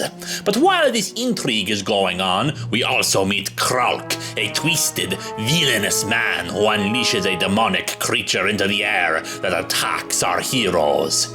How did the actress's boyfriend die? And what connection has it to a ghostly apparition in her home? We follow that up with Autopsy in B-flat.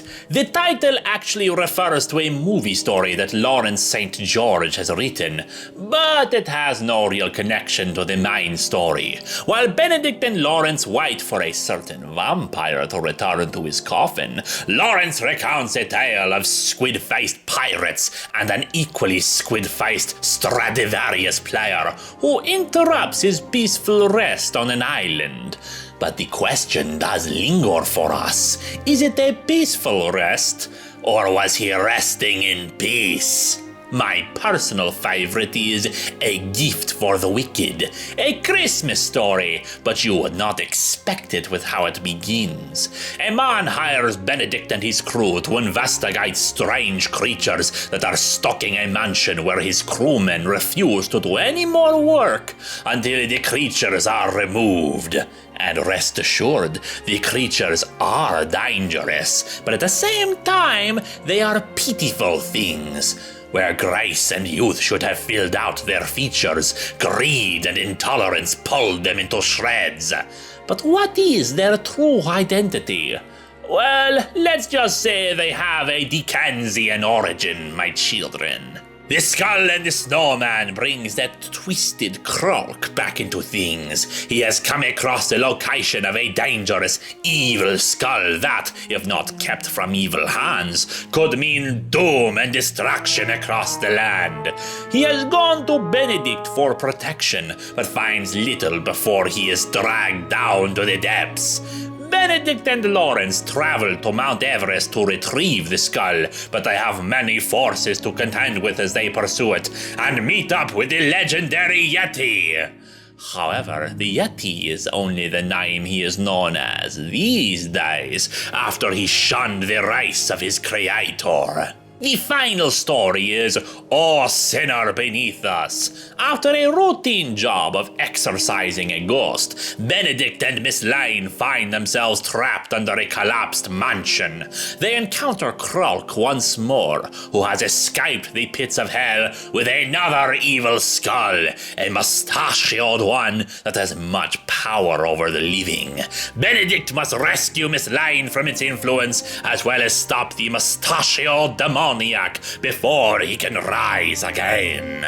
Monster Men is a title that throws you headfirst into a world of ghosts, demons, and high adventure. Check it out, my children. This collection even has prose stories of classic sci-fi and fantasy. While I prefer the sequential stories, they do come with fabulous illustrations by Gary Gianni, creator of Monster Men.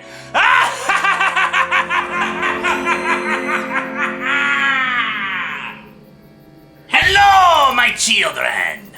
Back when we discussed 30 Days of Night, I spoke of the cold winds of autumn. It is late in October now, and autumn has come. And what comes with the autumn? Fear, my children. It is fear that comes with the autumn. Behold, the saga of the Swamp Thing. The Swamp Thing has had a tumultuous story history, my children, and there is a lot going on in it. However, today we will focus on the first trade collecting the work of a then up-and-coming writer who goes by the name of Alan Moore. Saga of the Swamp Thing had been conceived as a tie-in to the Wes Craven film based on the previous comic series. Its sales, however, did not do so well, and Alan Moore was given the chance to write it and do whatever the hell he wanted on it, since it was scheduled for the chopping block anyway. As such, he swept away much of the backstory and supporting cast and began working on a new tale. Swamp Thing's origins begin with Alec Holland, a scientist working on a biorestorative formula to turn desert wastelands into forests. A man plants a bomb in his lab that sends chemicals all over his body and sets him ablaze.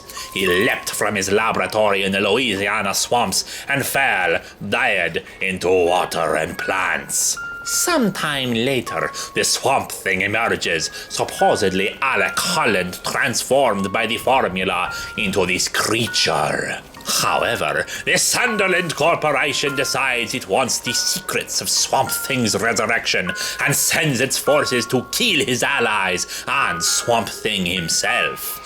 Swamp Thing's dead body is examined by Jason Woodrue, the Floronic Man, and we learn the terrible truth. The Swamp Thing is not Alec Holland.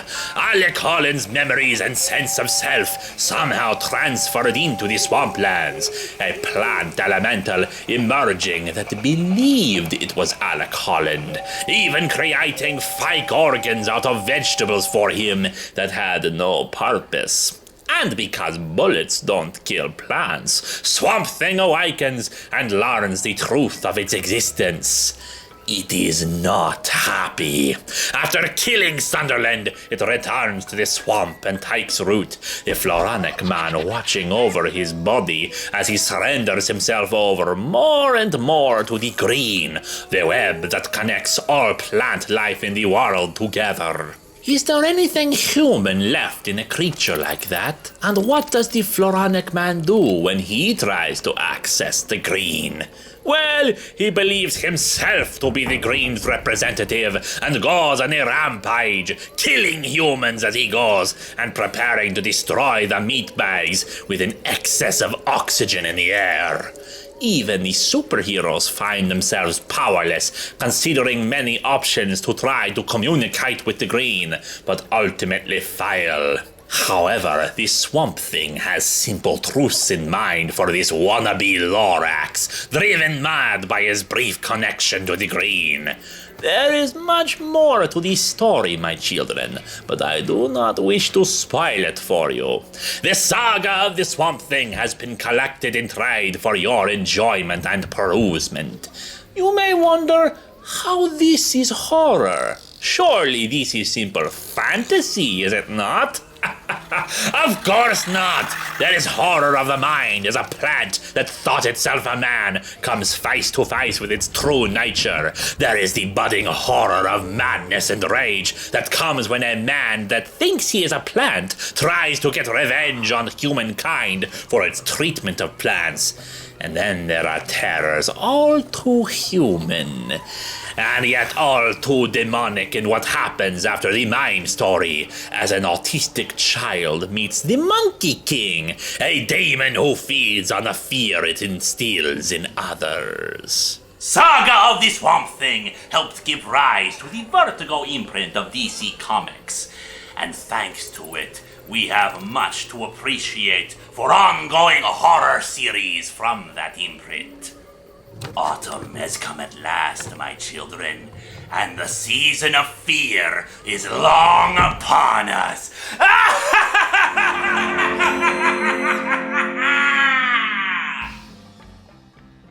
I bid you welcome, my children, to the Longbox. Like Vincent Price Presents, we have today an anthology comic hosted by a dear departed horror star of days gone by. This, however, is a more traditional anthology like Creepy or Eerie. This is Bela Lugosi's Tales from the Grave. Today we look at issue 2 of these tales, but what makes this different from creepy or eerie is that these stories are all originals. Creepy and eerie had their beginnings in decades past, even reprinting some of those classic stories in their pages. Here, however, we truly see what modern creators can fashion to delight our macabre tastes. While Bela Lugosi is our main host and master, there are 2 others who assist him, the seductive Nosferina and a monstrous little man named Hugo. The 2 settle in to hear some of Lugosi's tales from the grave. The first is a little story that is strange to the finish. A salvage vessel comes across a sunken ship from the 1930s, but when the diver goes to examine it closer, all of the life ends up drained from his body. In addition, as a strange storm begins brewing, they discover the bodies of sharks that were ripped open. The captain, not being stupid, quickly decides to get the hell out of there, not knowing that an intruder has climbed aboard ship, an undead sailor with a glowing green eye. If you take a close look, you will be able to find out the true identity of this poor zombie man. Next up is an entertaining romp into the realm of luchadores. Allow me to introduce you to the Walpurgis Knight, said to have been stitched together from dead champion wrestlers. There is a strong tradition of Spanish films about luchadore heroes, and this is a tale in that regard. Miss Rachela Alejandro has gone to the Knight to try to get his help in finding her missing sister. At first he says she should call the police, but when he sees her purple eyes, he realizes this is an attempt at a dark ceremony to make a chupacabra beast more powerful than any could imagine. But what is the secret behind this Dark Knight luchadore? Lugosi even gives us a little insight into our old pals, the zombies. It is 1 page only, but very entertaining. Let us move on to a tale told by Nosferina.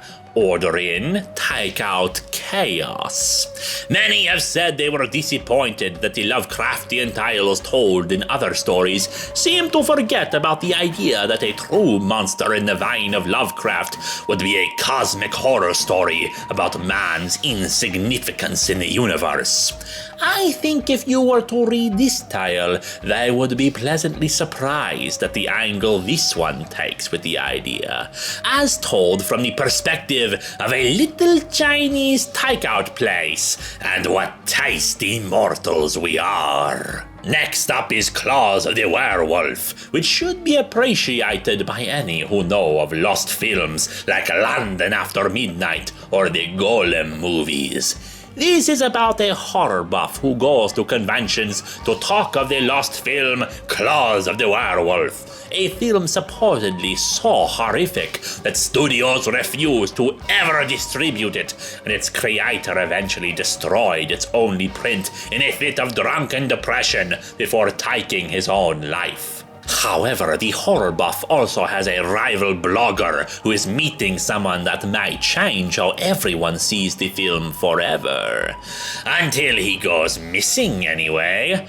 What is the true secret behind the claws of the werewolf and the claw prop that went missing after its creator's death? We end on a humorous little toy story that continues the adventures of Bela Lugosi's character Dr. Voronoff from the Ed Wood film Bride of the Monster. He and his bald, brutish assistant Lobo still plan to create a race of people that will help him conquer the world. His original designs never quite worked, but in this story, he has created a robotic monster that runs amok. Even if it's a wind-up robot, it may be too much for the good doctor to handle. He tampered in God's domain. Bela Lugosi's Tales from the Grave is a bit more tongue-in-cheek than the other anthology comics we've seen, but the fun and love for the horror genre are very much present. My children, I will see you tomorrow morning for another tale from the Longbox.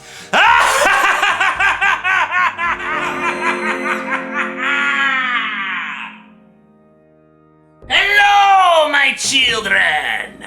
Throughout this season, we have seen various examples of the anthology comic, particularly those who manage to keep the format alive.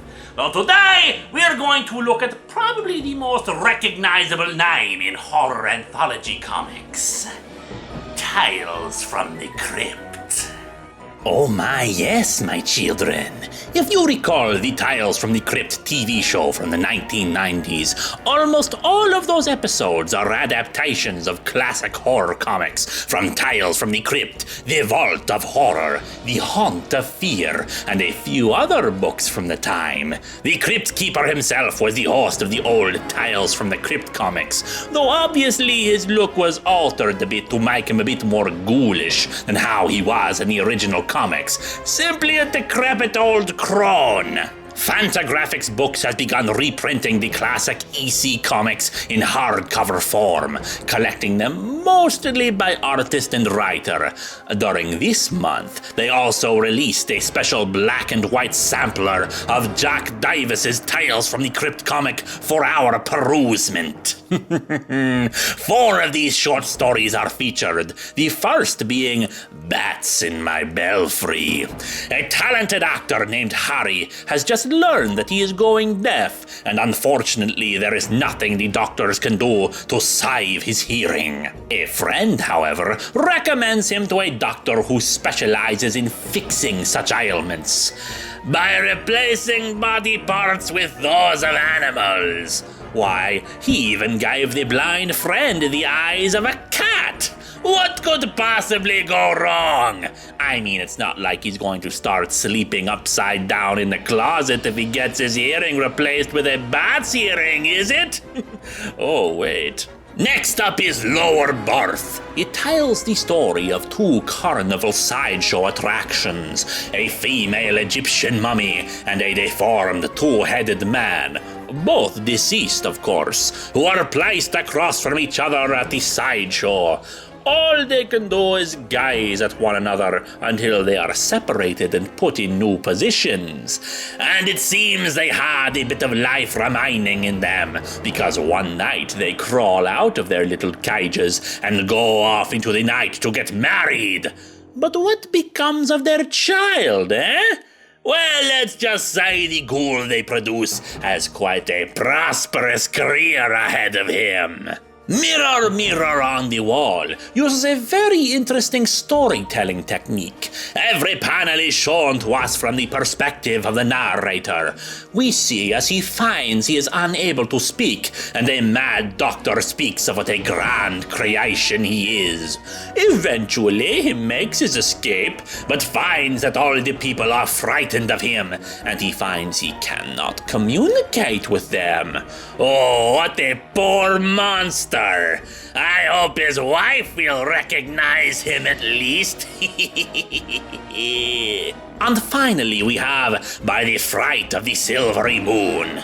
A farm family has recently moved to America from Hungary, where they heard tales of werewolves and other creatures. When a body is found in their fields, looking like it was torn apart by an animal, they of course believe it to be a werewolf. And unfortunately, the sheriff believes it too. And when another body shows up, the sheriff is quick to throw the blame at the father. Oh, poor people. I am told my accent comes from Hungary, so I am naturally sympathetic to them. But you have to wonder, who is the werewolf that has killed these people? Tales from the Crypt and its contemporaries are the classics of horror comics, my children. They are a strong part of comics history, not only for being some of the first horror stories told in sequential art, but because of the terrifying comics code that was put into place to censor such stories. Censorship? Now that's scary!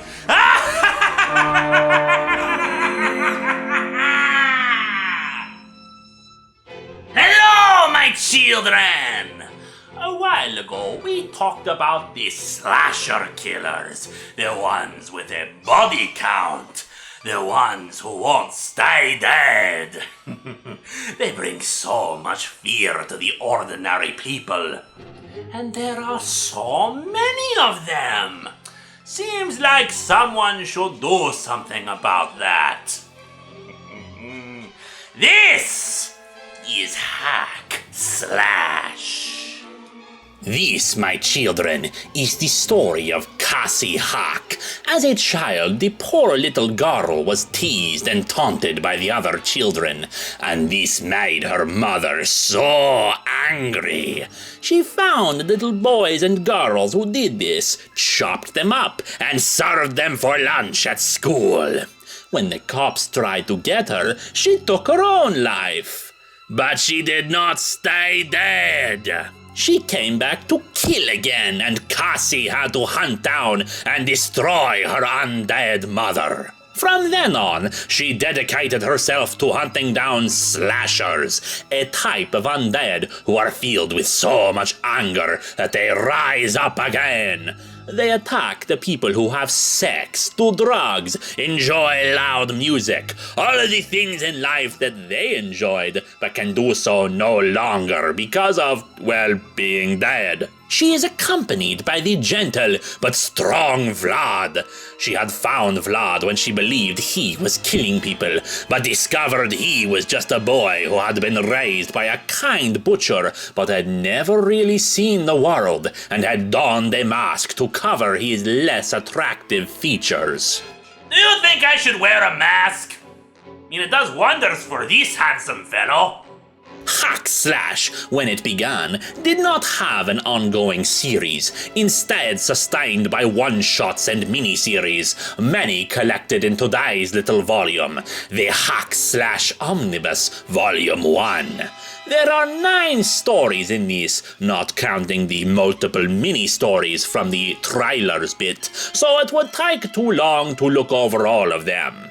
The advantage of the Omnibus edition, however, is the sense of continuity throughout the miniseries. Characters from previous stories reappear and are mentioned again, which can be difficult for a reader to remember when art styles shift from story to story, or when miniseries come at different times.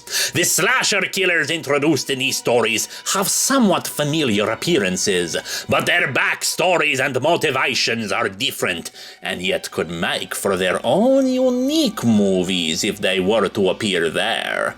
However, this does exist in the same universe as those slasher types. We know this thanks to the appearance of Charles Lee Ray, aka Chucky. Yes, during a storyline, the amulet Chucky uses to transfer his soul is stolen by a religious fanatic who transfers her soul into Vlad's body. It is only with the assistance of the little doll man that Cassie can rescue Vlad's body.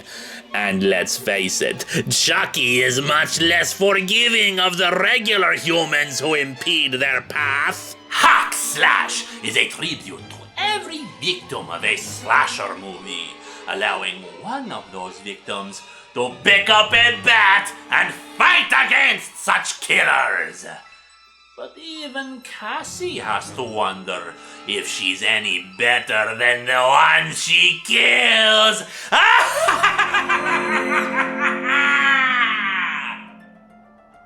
Greetings, my children! In the 1990s, the children of that decade had quite a few ghoulish delights. On television, they had Are You Afraid of the Dark? They had disgusting trading cards and video stores that they could secretly use to rent a horror movie. But in books? In books, they had Goosebumps. Reader beware, you're in for a scare. Goosebumps Graphics are 3 books that adapt several of R.L. Stine's classic kids' horror novellas into sequential art. Today's outing is called Terror Trips, for the theme of traveling to a scary place, and 3 of the Goosebumps books follow that theme perfectly for our purposes, my children. And just remember, these are for you, my children. The first is probably the Goosebumps story that has been adapted more times than any other, One Day at Horrorland. Aside from the original book, it was adapted to the TV show, a video game, a sequel book, and of course this comic. A family, along with a friend of the children, travels to a theme park by car, but gets lost along the way. Eventually, they come across a theme park called Horrorland, and not wanting to waste the trip, decide that they'll try out the park at least until they can find a way to get directions. But directions are kind of useless after their car blows up. Naturally, this is a source of concern for everyone, but they still try to make the most of it, the kids going off on their own while the parents try to find a telephone. Remember, while the comic was published in 2007, this is an adaptation of a story from 1994, before cellular phones were prominent for many people. Horrorland has so many wonderful rides and games, like the Doom Slide. While most of the slides have an endpoint, if you're unfortunate enough to pick the Doom Slide, you may never stop sliding again.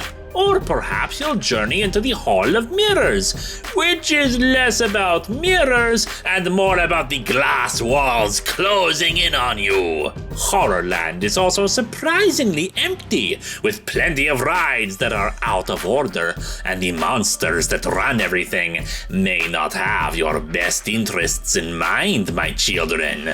But don't worry, you can only die once. Next up is an adaptation of A Shocker on Shock Street. The Shocker movies are very popular horror movies with lots of devoted fans and impressive special effects. 2 children, Aaron and Josh, are huge fans of the series, and Aaron's father is even one of the head special effects technicians of the films. The 2 look like they're twins, despite not being related, and you'll notice that in a lot of the artwork for the story, they're drawn as if they're having the same reaction to what is happening, which helps the twist of the story. Anyway, Aaron's father invites the 2 to test out the Shocker Studios tour, which is basically a haunted tramcar ride featuring elements of the films. But after the tramcar breaks down, the 2 begin to wonder if the special effects are just that, or if there are real monsters at play. A Shocker on Shock Street is truly appreciative of monster movies in general, and the people who love spotting references to the works of a horror series. And the great thing is that even after each time the 2 children are frightened by the sights of the tour, they are then quickly excited by what they have beheld and the next attraction before them. The final story is, unfortunately, the weakest because it is not all that terrifying. Deep Trouble is the story of a boy named Billy Deep and his desire to be a great undersea explorer. When he overhears his father being commissioned to locate a mermaid, he goes out to find it himself. And while he encounters sea monsters throughout the story, it is not entirely frightening, especially when he is rescued by a mermaid. He befriends the mermaid and gets caught up in a plot to steal said mermaid and sell her to another institute by murderous crooks. It's really more like Free Willy than a horror story, except with mermaids. Not that the comic does a bad job of adapting it, it's simply that the story doesn't have much going for it. Overall, while Deep Trouble is more fantasy than horror, A Day at Horrorland is probably the most frightening because of how terrifying the rides can be, and A Shocker on Shock Street is phenomenal in its appreciation for those who love monster movies, and the adaptations of the novellas into black and white comics is done superbly. Goosebumps is still one of the more frightening things for the kiddies. But that's okay, my children, isn't it? After all, you like being scared, don't you?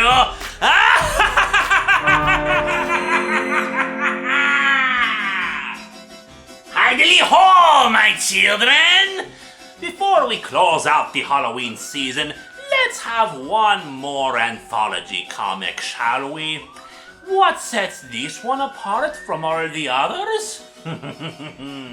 This one is horror hilarity. This is Treehouse of Horror number 18. Ah, the Simpsons and their annual dive into the supernatural, the scary, and the suspenseful. Whether you think The Simpsons is still funny after all these years, or if you think they ran out of steam long ago, the Treehouse of Horror episodes can still bring a smile even after all these years. And of course, the comics are no different, and this one, from only a few weeks ago, still manages to tickle the funny bone and rip that bone out of your torso.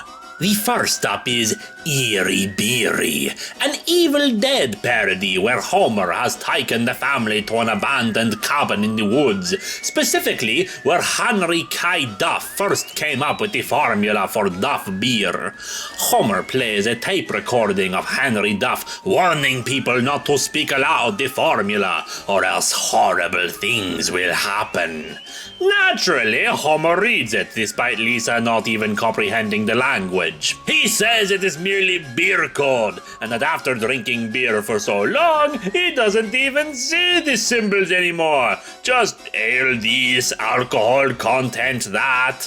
In fact, Homer gets all the best lines in this one, from his reaction to Bart being possessed to trying to appeal to Maggie to save him. There's even a twist on the story that brings up another movie parody, but I won't spoil it. Next up is Marge Marries Baby. Gil sells Homer and Marge Mary an apartment with such lovely features like an elevator, hauntings by evil spirits, and a goat. Everybody loves goats. Their neighbors, Mr. Burns and a female Smithers, offer them the chance to join their demonic cult and even give them some strong tea before they summon the devil to make love to Marge Mary and give birth to the Antichrist.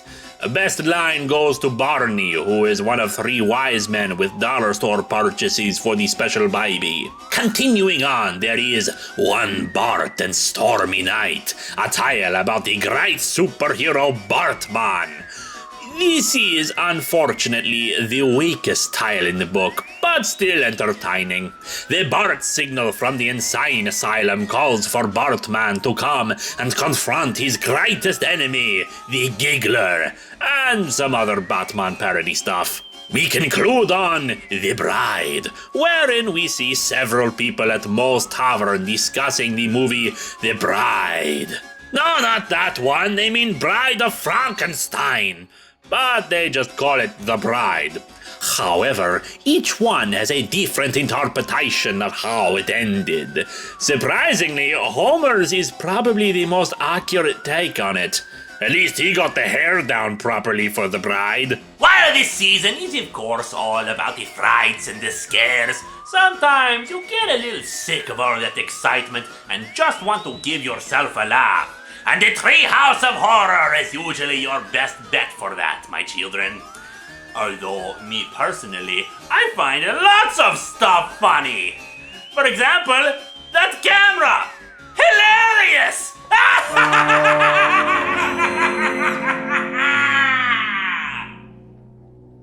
Hello, my children! You know, the capes and costume crowd rarely dip their brightly colored boots into the realms of terror, and especially not for their big crossover events. However, a few short years ago, oh my children, the dead could fly.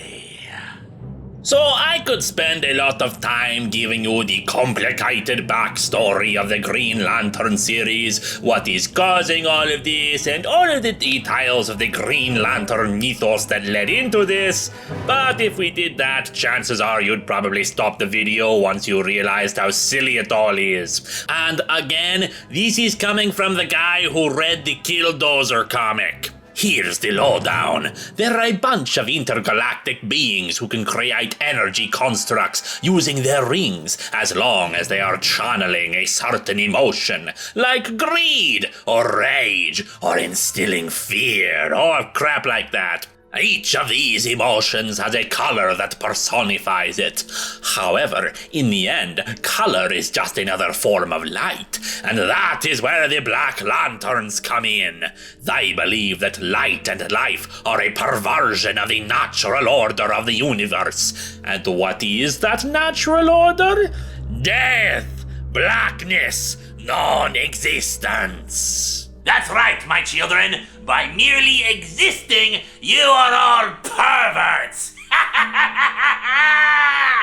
And because, by living, we are invading the natural order of non-existence and death, the forces of darkness and death are finally striking back. A being called Necron unleashes a swarm of black rings out into the universe, finding the dead and wearing their bodies like suits. They access the memories of the dead and they attack the living.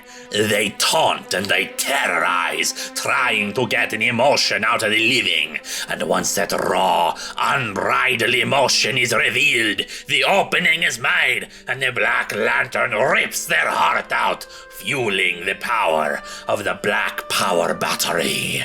There are secrets to behold about the nature of the universe, my children, and of how special this little planet of ours is, but you should read the book to find out more. In addition, because this is one of those big event comics, there is plenty that happens off-panel, but I wouldn't worry too much about that. You don't need to see all that extra stuff to understand the story. Although, just between you and me, that Linkara guy, this is the first event comic where he bought all of the tie-in books and loved them all.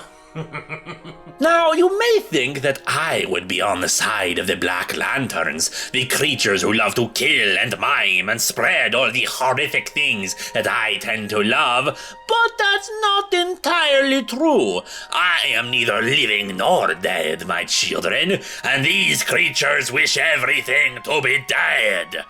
No more screams of terror? No more of the exhilarating rush when something scary happens? No joy in the macabre delights we have on this world? That's just disgusting, my children. Rage. Rage against the dying of the light, my children. Rage against death and the surrender of life. Though, on the other hand, I do have to give one compliment. The Black Lanterns are a scary bunch. Consider it. Your friends and loved ones rising again, consumed by blackness, knowing all that they know of you, and doing everything they can to destroy you. Frightening, isn't it? And as long as they make you scared, my children, that I can get behind. The blackest night falls from the skies, the darkness grows as all light dies. They crave your hearts and your demise. By his black hand, the dead shall rise!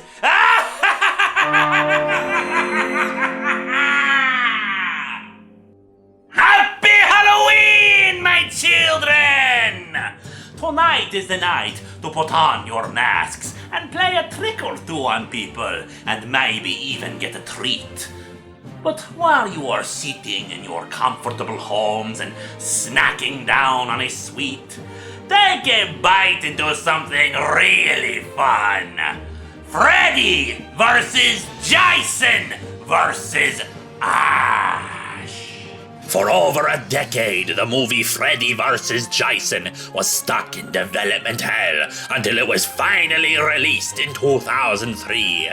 The movie is glorious, a spectacular brawl between two slasher killers from their own film series, Freddy Krueger from the Nightmare on Elm Street series, and Jason Voorhees from the Friday the 13th series. They battled several times in the movie while a group of teenagers desperately tried to survive the war.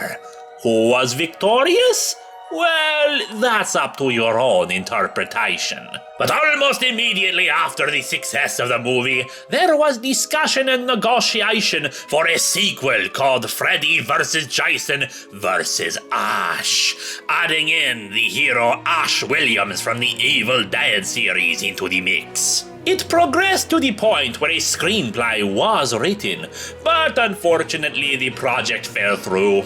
Not wanting to waste the script, however, it was adapted into a 6-issue miniseries, the one we are looking at today, my children. It takes place a few years after the events of the movie. The last two survivors, Laurie and Will, return to Crystal Lake to try to put some emotional closure on what happened. Until Jason comes by and puts some permanent closure on them. Meanwhile, the Crystal Lake S-Mart has been having some problems with its staff, particularly how unenthusiastic its workers are. Now, normally, these teenagers would just get, fired for being a bunch of annoying twats obsessed with sex and drugs, but the good news is that S-Mart Corporate is sending someone in to help encourage them, and that man is Ashley Williams. Ash has also come to finally put the Deadites to rest. He has learned the location of the Necronomicon is in the basement of the old Voorhees house, as seen in Jason Goes to Hell, the final Friday. Unfortunately, he has some new problems. It seems Freddy Krueger has also discovered the secrets of the Necronomicon Ex Mortis and seeks to use it not only to restore himself to the Viking world, but to bring living nightmares to the whole world. As such, he convinces Jason to go out and retrieve it for him, slaughtering citizens along the way. Ash does his usual best against Jason in the first encounter, putting a few holes in him with a shotgun, but unfortunately, Jason is too much and the book is taken. As Freddy becomes more and more powerful, Ash rallies the stupid teenagers to put an end to Freddy, Jason, and the Deadites once and for all. This comic is glorious, my children, and it is a complete and utter shame that it was never made into an actual film. The slasher fans get their body count in spades. Freddy pulls a few new tricks with his nightmares, even getting the jump roping girls who usually sing his song to get in on the action. There's even a scene where Freddy summons all of Jason's past victims to attack the good Mr. Voorhees. Ash is his usual badass self, even getting an upgraded chainsaw that can cut through steel. Groovy. While the script was never made into a movie, there was a comic sequel to it, Freddy vs. Jason vs. Ash, the Nightmare Warriors, which also reunited all of the survivors of the Friday the 13th and Nightmare on Elm Street movies alongside Ash to fight Freddy as he once again sets his sights on world domination. But that is a story for another time. And what better story to end the Halloween season on, my children? Freddy vs. Jason vs. Ash has the right mixture of humor, horror, and hellish delights to please everyone.